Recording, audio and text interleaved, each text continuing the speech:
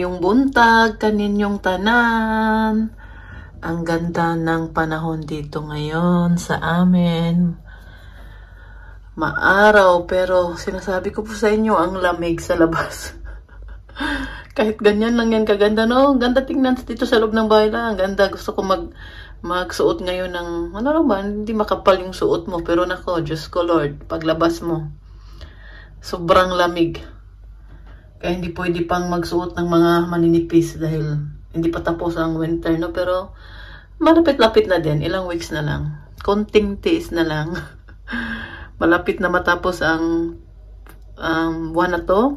Tapos next month, dandahan na hindi na masyadong malamig. Mga 11 degrees na, 12 degrees, mga ganyan. At excited na po ako dahil next month birthday ni Fiona. At tayo'y magse-celebrate dito sa bahay. Sa araw ng birthday niya, mag-celebrate kami kasama yung kaibigan niya, classmate niya, yung mga inimbitan niya. At sa weekend naman, yung family friends natin. Yun lang. Nandito kami ngayon sa Bukong. Ito yung nabili ni Fiona. Ano ba yan? May labubo? Ano ko, labubo yung binili niya ba? Green mo Fiona, green. Wow. Kala ko labubo. Yeah.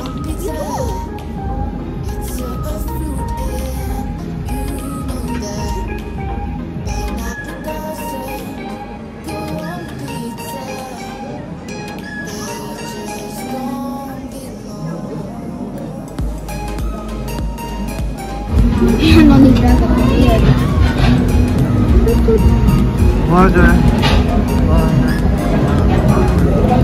Kan erst der Burger? Ja, aku bagus.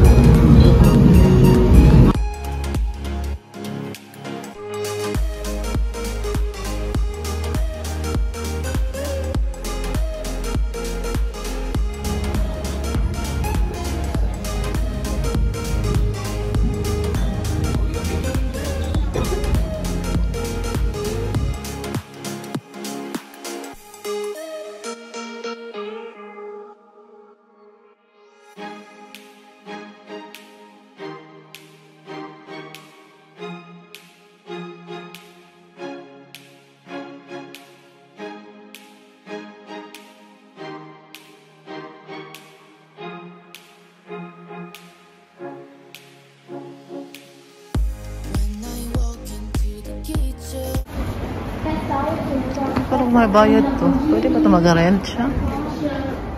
May ano siya. Parang may... Pwede mo siyang anuhan. Parang may token ba? Ano ba dito? Free wifi pa dito. Tapos free toilet pa. Wala kang mabayaran. Ito ang gusto ko dito sa Roar Park sa Dort Asad Bukom. Kasi sa ibang toilet ito, no, halos bayad na talaga lahat. Tag 1 euro pa yung bayad. Minsan yung iba, 70 cents lang. Pero dito, libre. Ang ganda pa ng toilet nila. Sobrang linis. Pati yung parking lot din, libre din. Wala ding babayaran. Kasi yung iba may bayad.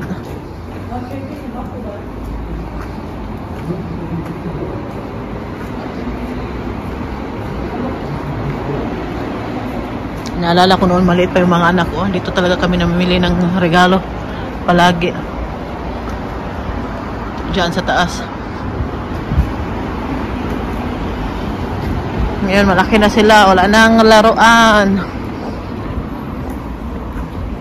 Oh, ganda pa ng parking lot nila. Oh. Bahay mo siya auction. Daas. Hello! Nasa bahay na kami. Meron lang akong itatry. Titikman ko lang siya kasi hindi na ako makahintay na... Ano ba? Hindi na ako makahintay bukas. Gusto ko na siyang itry ngayon dahil ngayon pa lang ako nakakita nito. Itong boldak na dumplings. I-try natin siya. Titikman natin. Kasi dumaan ako sa Asian store doon sa Lodinshire. Pero hindi siya Filipino Asian store. Ano lang? Mix ba? At meron namang Filipino products doon. Pero kunti lang. Nagbili ako ng sardinas at yung turon. Kadadaan lang naman kami doon. Doon din kasi kami dadaan banda. Kaya smaglit na lang. At ito para yung nakita ko. Ano siya? I-try natin ngayon. 8 minutes lang siya. Tingnan po ninyo, itong lalagyan ng tubig. Pinasok yan ni Martin sa bahay namin kasi nakita yan dito sa labas. Hindi naman yan sa amin. Hindi ko alam bakit nandito yan sa harap ng bahay namin. Ba, sino nagdala nito? Hindi naman sa amin. Tapos nilabas ko siya ulit kasi baka makita ng may-ari para kunin. Tingnan mo nyo na ice on, yellow. Tigas siya. Parang freezer po talaga dito sa labas ngayon. Ay siya, nanigas. Uy, ginuko ang lamig. Uy, kahit maaraw ba, malamig. Pasok na tayo kay punta kami saglit ni Fiona sa garden namin sa likod ng bahay. Tingnan po ninyo yung regalo na natanggap ko.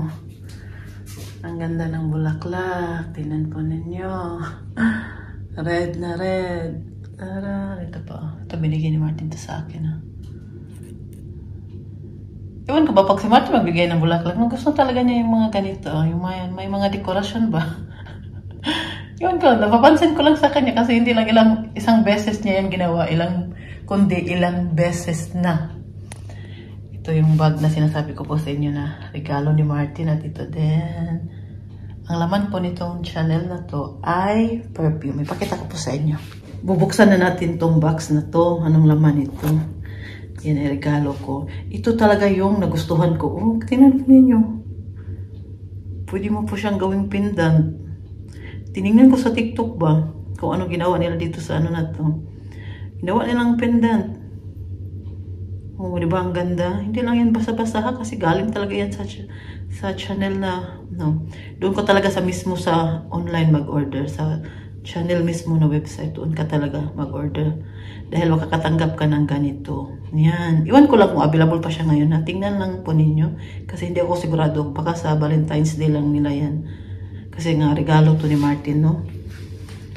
At syempre, ito din yung natanggap natin. Tingnan po ninyo.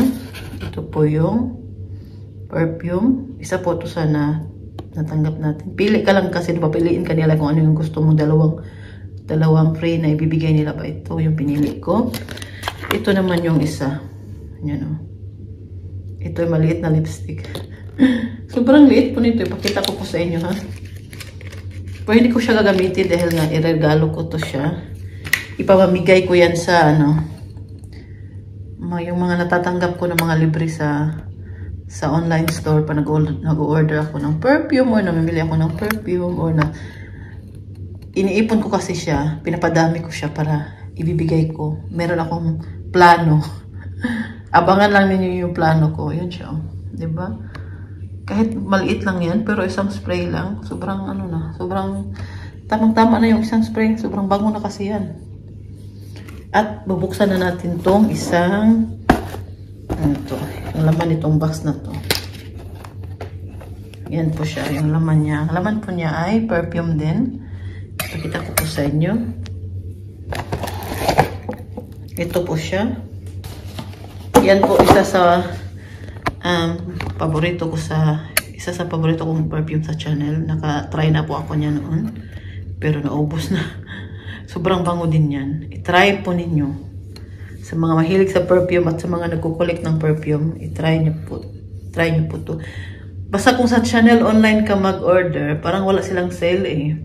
Pero pag sa mga store ka naman, sa Douglas o sa ibang mga, minsan meron silang mga promo. At tingnan nyo lang.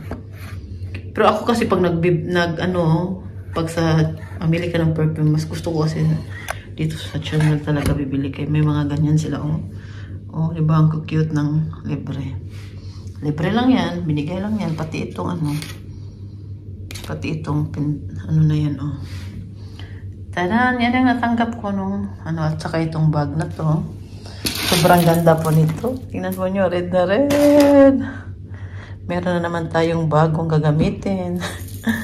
At itong mga bulaklak. Yan lang. Binigay ni Martin yan, ha?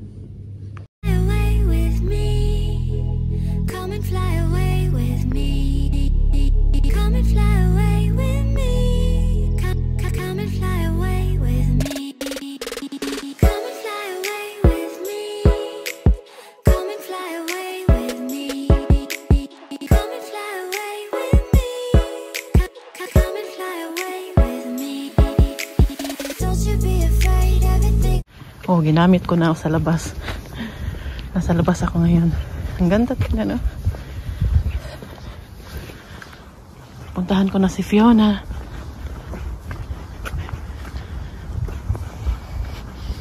Nasa bahay na po kami ni Fiona. Grabe ang lamig sa labas, eh. Tapos, naglinis ako saglit doon sa likod pa. Nagwalis lang ako. God. May tinano lang ako. Konti lang yun. Grabe yung sipon ko tumutulo. Kahit hindi naman, wala naman akong trangkaso, no? Pero, pag nasa labas ka, tas sobrang lamig. Yung sipon mo talaga tumutulo. Kaya dapat may dala ka talaga palaging tissue. Tapos, pumasok na ako dito dahil nga malamig na at madilim na din sa labas. Nagtingin-tingin muna ako ba, masabasa ako dito sa social media, sa Facebook. Sabi ko kay Oliver na gusto niya pumunta dito sa amin. Welcome siya dito sa amin kahit ngayong Friday siya pupunta dito, tapos uwi siya Sunday. Mag-videoke kami, wala talagang mag-disturbo sa amin kung mag-videoke kami ng Bernis dito kahit kinabukasan walang pasok mga bata, no? Tapos si Martin ngayong Bernis, may trabaho pa yan siya. Uwi na siya mga alas 3 ng madaling araw. Tapos siguro tulog na kami ni Oliver nun.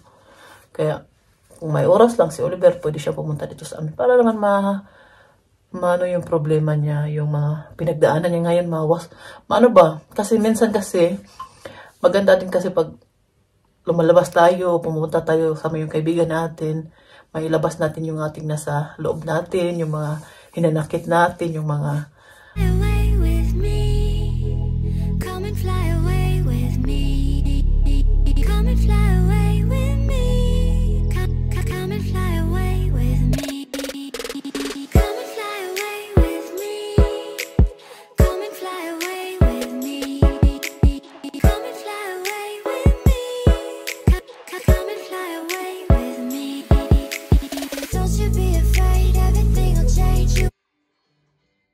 Philip, okay ka lang? Si Philip, hugas ng plato. Wala. Ang gwapo naman ni Philip, oy. Hugas ng plato, katatapos na nila magkain, no? Yan, hugas si Philip. Eh, makita. Yan, hugas si Philip ng plato.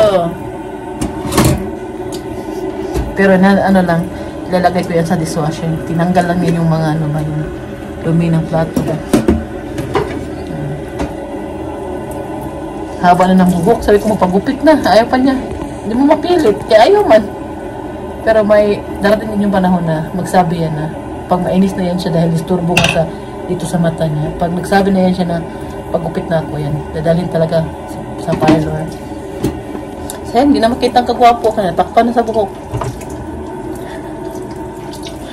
Nandito na naman ako sa baba. Kanina nandun ako sa taas. Ngayon nandito na naman ako sa kusina ni Uma. Kasi galing ako kay Uma. At ngayon, si Uma, papainumin ko ng kanyang gamot. Nandoon ako kanina sa kwarto niya, pinapakain ko siya. At nanood siya ng TV. Sana hindi siya matulog ngayon dahil hindi pa siya nakainom ng gamot. Kaya madalian ko na. Pero bago ko po gagawin yun, magkwentuhan muna tayo sandali. At i-end ko na din tong video natin ngayon. Wala po tayong masyadong ganap. Ilang araw na ako hindi nakapag-upload, no? 3 araw na. Basta pag stress talaga ako, no? Pag wala akong gana, pag stress ako, pag marami akong ginagawa, nakakalimutan ko talaga. Minsan, sabi ko, ayaw akong mag-upload ngayon dahil wala akong maisip na ano yung content ko, ano yung... Minsan hindi madali din yung trabaho na ganyan pa dahil minsan na magsakit yung ulo na ko, mag-isip pa, ano yung pakita ko mamaya, ano gagawin ko mamaya, ano yung... Tapos ngayon, malamig. Sobrang lamig po talaga sa labas kahit ang ganda ng panahon, no? Sobrang lamig. Kaya sabi ko ba, wala naman din masyadong ganap. Nung weekend lang, umalis kami, di ba? Kasi nga, Valentine's Day, ano siya, Bernes. Tapos may trabaho si Martin nung Sabado. Sabi ko sa kanya, gusto niya sana umalis kami. Sabi ko sa kanya na, ayoko kasi na umalis tayo na pag kinabukasan may trabaho ka. Kaya sana kung wala kang trabaho. Si Martin kasi, tinutudo na talaga niya yung panahon pag may trabaho weekend. Ay, ano talaga niya yan? Di naman palagi, no? Pero pag may oras at wala naman kaming mga appointment na importante, trabaho talaga yun siya. Dahil sayang din naman yung kikitain. Sabi ko sa kanya, Sabado na lang tayo alis. Kaya umalis kami nung Sabado. Kasama lahat ng anak namin. Natutuwa ako dahil kasama sila. Dahil imbis na kami lang dalawa ni Martin mag-date, no? Mag-alis, mag-celebrate. Sabi, masanay kasi kami na kasama yung mga anak namin. Hindi po talaga kami sanay ni Martin na umaalis na kami lang dalawa. kami sanay kasi palagi talaga namin sila kasama. Ngayon lang yan sila hindi na sumasama na ano na ba, lumalaki na sila. Pero nung mga bata pa yan sila, palagi talaga namin yan silang kasama. At sanay talaga kami na pag Mother's Day, Father's Day, Valentine's Day, kasama talaga yung mga anak. Pag may mga holiday dito din, pag umaalis kami, kasama talaga namin sila. Hindi namin sila sakali, no, gusto namin umalis ni Martin, nag-German na tuloy ako. Pag gusto namin umalis ni Martin na kami lang dalawa, nung hindi pa nagkasakit si Uma, no? Noon. Gusto namin umalis na kami lang dalawa. Hindi talaga namin sila iniiwan kay Uma. Sige, dyan lang muna kayo kay Uma at gusto namin umalis ni Papa na kami lang dalawa at kakain kami sa labas. Hindi talaga namin yung ginagawa. Ayaw namin na mag-istorbo ng tao na kami naggumagala. Tapos kami dalawa ni Martin umalis, no? Tapos yung mga anak namin, iniiwan namin dito kay Uma. Hindi talaga namin yan ginagawa. Ginagawa lang siguro namin yan noon. Sa naalala ko. Nung nanganak ako, iniwan namin sila kay Uma. At nung nagtrabaho ako, nag-aral ako ng German language. Iniwan namin sila kasi malakas pa si Uma nung time na yun. Pero yung mga galaan talaga, hindi talaga namin yan, ayaw namin, pati sa mga relatives namin, ayaw namin mag-iwan ng bata na kami naman nag-gala-gala, kahit mag-dinner lang or mag-celebrate kami ni Martin. Kaya masanay talaga kami na kasama sila. Kaya hindi na yan panibago sa amin na mas natutuwa kami kung sumasama sila dahil ang bilis po nilang lumaki. Ano na sila ngayon, dalaga at binata na si Fiona, no? Mag-9 na siya next month. Sus, ginoo ko ilang taon na lang, mag-ano na din yan, dalaga na yan si Fiona, mag-start na din yan, mag-arte sa katawan niya. At habang sumasama pa sila sa amin, i-enjoy namin yan kasi lumalaki na sila. Hindi namin alam kung sa next year, kami yung gusto nilang kasama, o may mga na sila, gusto na silang, diba, yung mga bata ngayon. Kaya i-enjoy namin yung time na sumasama pa sila sa amin, paminsan-minsan. Dahil si Philip, minsan, wala talaga yung gana na sumama sa amin dahil, binata na din kasi gusto na niya minsan gusto niya na mag-relax, lalo na pag-stress sa eskwelahan. Gusto niya mag-relax, gusto na yung kwarto niya. Minsan, lumalabas naman yan siya, pumunta siya sa rave, ganyan. Yan yung, minsan pumunta yan sila sa playground, sama si Michelle, maglaro yan sila ng soccer doon. At kaya sabi ko, Martin, enjoy natin tong time na to dahil, lalo na itong dalaga ko, mag-17 na to ngayong year na to. Next year, mag-18 siya, ako naman mag-40. Next year, puhon.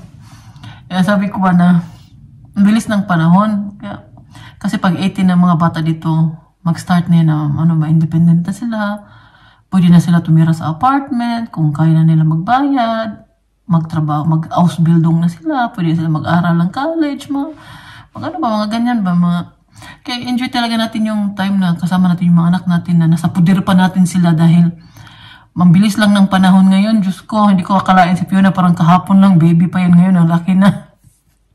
Sabi ko kay Martin, magdalaga na to, malapit na to magdalaga. Yan, tumangkad na din si Fiona. Tapos ngayon, si Michelle, ang liit ni Michelle ngayon, mas matangkad pa si Philip, grabe. Na na siya ka Philip na, parang si Philip na yung, eldest, parang si Philip na yung eldest dahil sa height niya napakatangkad. Tapos 12 years old pa yan si Philip, mag-13 pa lang yan. Tatangkad pa talaga yan si Philip, nako. Kaya yun lang yung ganap namin ng weekend. Kumain kami doon sa Bukom. Pumunta kami ng Bukom. Dahil mayroong bago kasing store doon na nagbukas. At gusto makita ng mga anak ko. Kaya doon kami at kumain kami pagkatapos. Tapos lakad-lakad konti. Kaya umuwi na din kami kasi wala naman din kasi late na din yun. Sirado na yung mga store doon. Alas 8 sirado na. Lapit lang yung Bukom sa amin. 1 oras lang naman. Kaya yun yung ganap namin. At ngayon, nung Lunes, bahay lang. Martes, hatid sundo kay Fiona. Ito, kaso kayo, mababalik-balik lang. Minsan, kaya isa din yan sa rason kung bakit hindi ako talaga araw-araw. Bakit? Pabalik-balik lang kasi yung pinapakita ko. Ayaw ko din na magsawa kayo. Yun yung palagi yung, kahit party naman yan ng kung na pinapakita ko sa inyo yung araw-araw kong gawain. Pag medyo hindi na malamig dito, pag spring na, ilalabas ko si Uma dyan sa labas ng garden. Ba? Kasi yung wheelchair na promote ko noong yung indoors ko ba. Kasya sa doon sa pinto, sa bathroom namin. mayroon kasing pinto doon papunta sa labas. Kasya siya. Kaya pwede namin mailabas. Sobrang tuwa ko po talaga ba dahil pwede namin mailabas si Uma ngayong ting-init. Mag-upo kami sa likod na, kaya excited na ako. Sabi ko sa sarili ko, sana ting-init na para iba na naman yung makita ni Uma. Makita niya yung pusa namin, di ba? Kaya sobrang excited na po ako talaga. Makita niya yung mga bata na naglalaro. Yun po yung ginagawa namin noon. Malakas pa si Uma habang naglilinis siya sa garden. Kasama niya si Philip, si Michelle. Naglalaro yung dalawang, wala pa si Fiona no? Naglalaro yung dalawa. Tapos ako nagtrabaho at eskwela ako noong time na yun. Si Martin naman trabaho. Si Uma po talaga nagbantay sa kanila. Kaya yung dalawa kong anak, malapit yan sila kay Uma. Kaysa kay Fiona. Kasi si Fiona nung pinanganak ko, doon din nag-start na nagkasakit na si Uma. Hindi na siya malagaan ba? Hindi na siya mabantayan. Hindi katulad itong dalawa na taas-taas din ng panahon na nakabanding nila si Uma na hatid sundo sila sa kindergarten. Minsan pinapasyal sila sa city, binibilhan sila. Si Uma hindi kasi madamot sa mga apo niya. Tuwing Pasko, ang daming binibigay si Uma sa kanila. Kasi yung mga tradisyon ng mga German dito pag tuwing Pasko, ganun talaga yung ginagawa ni Uma noon, nung malakas pa siya. Kaya sobrang excited ko na po na si Uma madala ko siya sa likod ng bahay namin ngayong ting-init. Para naman makalanghap siya ng preskong hangin ang galing talaga sa labas. Sa labas talaga siya mismo ba? Meron din, minsan kasi maarawan yan sa likod namin ba? Di maarawan si Uma, di ba? At minsan yung plano ko, dyan ko siya pakainin sa labas. Magdala lang ako ng maliit na lamesa. Para gusto ko na mag-enjoy si Uma pa. Hindi lang puro dito sa kwarto niya. Minsan dito sa kusina. May iba naman yung makita niya sa paligid. Dahil hindi din madali, no? May sakit ka, nakahiga ka na lang sa bed, tapos hindi ka na nakalakad. May sakit ka ba din dementia? Hindi mo na alam yung ano mga nasa isip mo. Minsan aggressive, minsan naman walang gana, natutulog. Parang hindi ko maintindihan minsan yung ano ni Uma, naawa ko. Kaya yun lang yung ano natin ngayong araw na to. Sana makapag-upload ako ulit bukas. At ako po nagpapasalamat po sa inyo na nandyan kayo palagi. Pinapanood ako kahit konti lang yung nanonood sa akin. Pero sobrang saya ko na po dahil hindi kayo nang iwan. Nandyan pa rin kayo. At abangan na lang natin ang ating mga gagawin sa sunod na araw. At syempre nagdandahan ako mag-asikaso para sa birthday ni Fiona dahil malapit na. At inimbita ko pala si Oliver, no? Sabi ko na kanina sa video na pwede siya pumunta dito sa amin. Kung gusto niya pumunta, pumasyal dito. Always welcome dito si Oliver sa bahay namin. Pwede siya pumunta dito. Kahit dito pa siya matulog. Kung mapunta siya Friday, no? Tapos uwi siya Linggo ba? Mag-video kay kami dito. Wala talaga magalit dito mag-video kay kami. Human din naman niya siya, no? Hindi kaya minsan napansin na may mga bisita kami dito. Kaya yun lang. Yung may share ko po muna sa inyo ngayon. At sa uulitin, bukas ulit. Nagtaka na naman kung yaw-yaw eh. Bukas po ulit. Mag-iingat po kayo palagi. Bye-bye. Ciao.